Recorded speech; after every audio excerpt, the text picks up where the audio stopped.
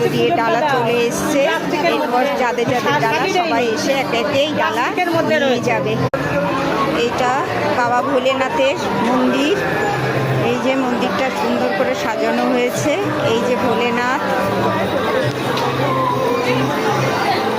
কত ভক্তের দলেরা, সমস্ত ভক্তের দলেরা পুজো দিতে এসছে আজকে বড় মনসা বাড়িতে। সব ভক্তের দলেরা সমস্ত লোক পুজো দিতে।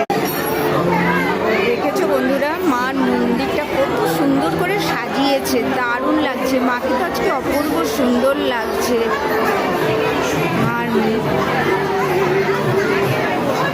মা ভীষণ জাগ্রত এখানে। মা আমাদের মনসাবাড়ির বড় মন্দির এটা। বন্ধুরা, এই বাড়ি আসলাম পুজো দিয়ে, তোমাদেরকে আমাদের বড় মা মনসার মন্দিরের ছবিটা তোমাদের কাছে তুলে ধরলাম। তোমাদের যদি ভালো লাগে লাইক করো, পাশে থেকো।